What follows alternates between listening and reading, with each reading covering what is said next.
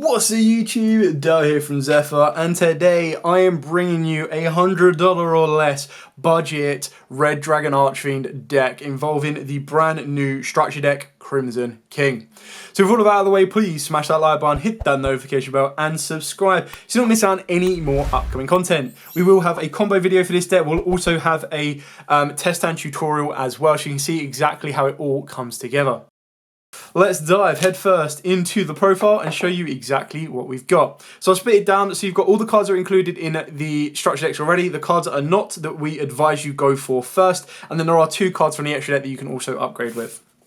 So you start off with what's in the structure deck. You should be pretty familiar with this. So triple of your Soul Resonator, followed up by triple of your Crimson Resonator, and of course double Synchron and double Vision Resonator. All pretty straightforward and simple on that one, with triple Bone Daddy, or of course Bone Archfiend, as it is officially called, alongside triple Wandering Wild King.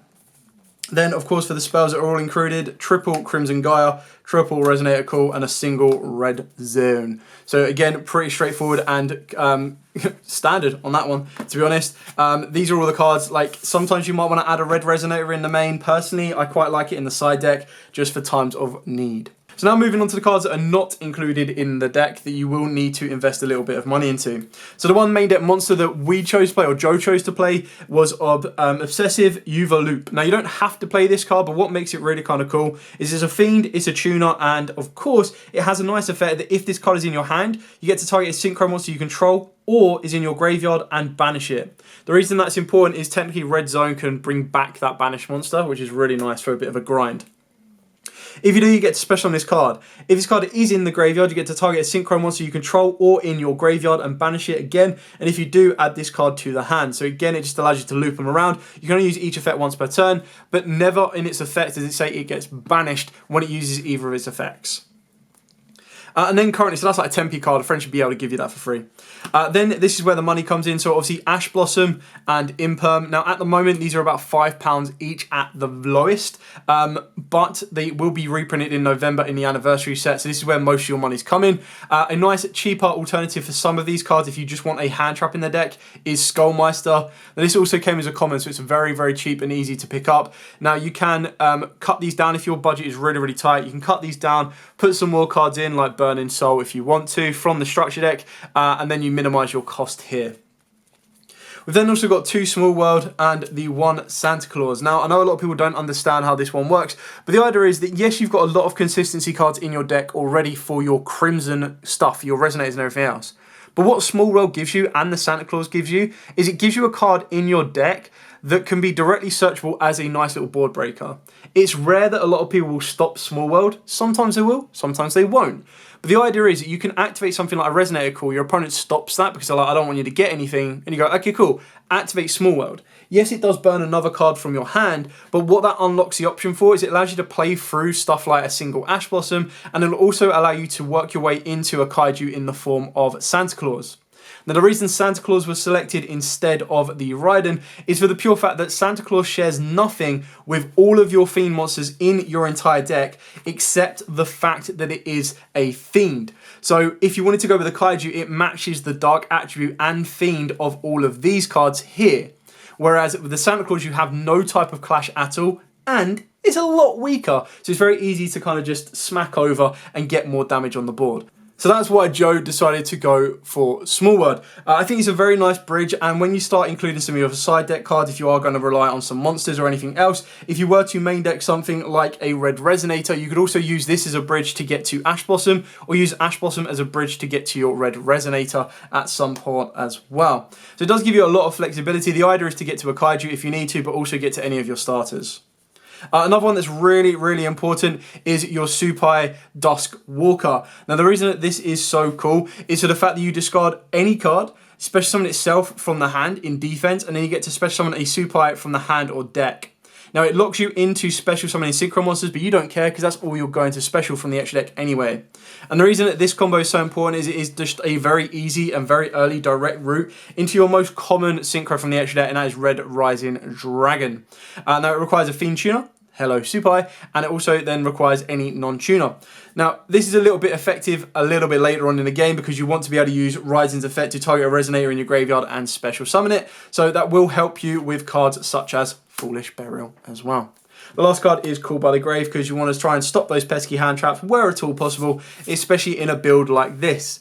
What you've also got to keep in mind is, yes, the combos are susceptible to an Ash Blossom, but my opponent has to have their 1 of 3 Ash Blossom, and I have to have access to my 1 of 9 cards to get me my combo starter. Not to mention, it's one card that they Ash. There's plenty others to help you extend further. Moving on to the extra deck. Again, pretty standard this one. 2 Scarred Dragon, triple Red Rising, double Red Dragon Archfiend. I went with double Scarlight. Now, Joe actually played double Bestial Dispatter. I don't have a second one at the moment. I will get a second one eventually because they're quite cheap at the moment. So I advise you to pick them up now while they're sitting at like £10 a copy. And that will help you upgrade the deck. But ultimately, you can just like double up Abysses, double up your Banes, double up your Calamities, double up your Red Supernovas. So all of these are included. The only cards that are in your extra deck that are not included is the Blade Dragon, which is a common from Dune. So you should be able to pick this up very, very easy. If you've opened up like 1 or 2 packs of Dune, you've probably got it.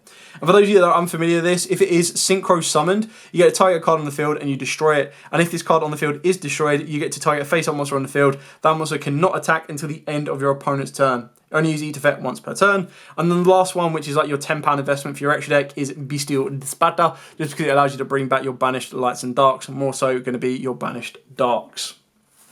So that's it for the main deck. That is it for the extra deck. Very short, sweet, simple, and tidied up. So just as a quick summary of the additional cards you're going to be looking at buying and where the money is going to go. So I kind of put myself that at the end of the day, if I'm spending £30, which probably works out roughly about $30 to $40 on the structure decks, I've probably got myself about £50 to about to roughly 50 to 55 pounds English, which works out at approximately $60 to maybe $70, give or take. So I'd probably be looking at trying to go for this stuff. So the way I kind of did it, it was like 30 quid for your hand traps there. So straight away, I've got 20 quid left of my budget. Now, I would expect that Skullmeisters, if a friend's got them in common that came in the structure, they'll probably hook you up with those. Cool Bite, Foolish, Overloop, very, very cheap and easy. If your friend can hook you up with your Supais as well. The only real money cards that then come into it with the rest of your remaining budget is Bestial Dispatter and Small World. And Small World is all kind of down to personal preference. So if you don't want to play that and you don't want to play a searchable Kaiju, you could technically play free Santa Claus. You could play free of the Raiden if you wanted to as well, in place of it to make it a little bit cheaper. So that's it for your budget. Everything else, unfortunately, if you want to look at a side deck for outside side deck influence, the budget does go up. But I've tried to, again, keep the budget as cheap as possible so it doesn't break the bank for you.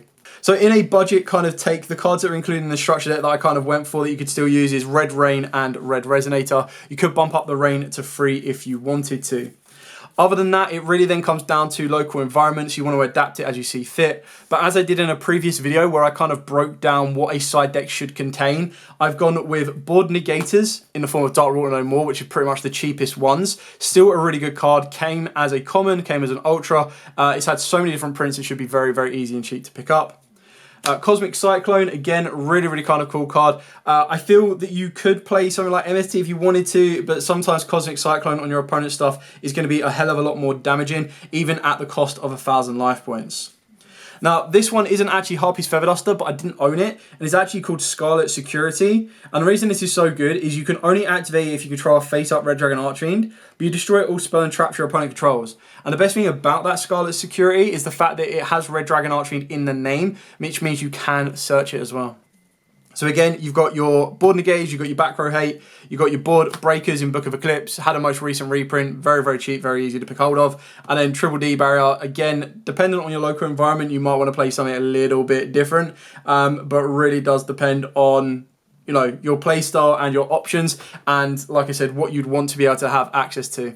Of course, if you did buy the Track Trick structure deck, you would have very easy access to Ash Blossom, so you don't need to worry about that cost. You'd also be able to add evenly matched into this side deck as well. So it gives you a lot of different options.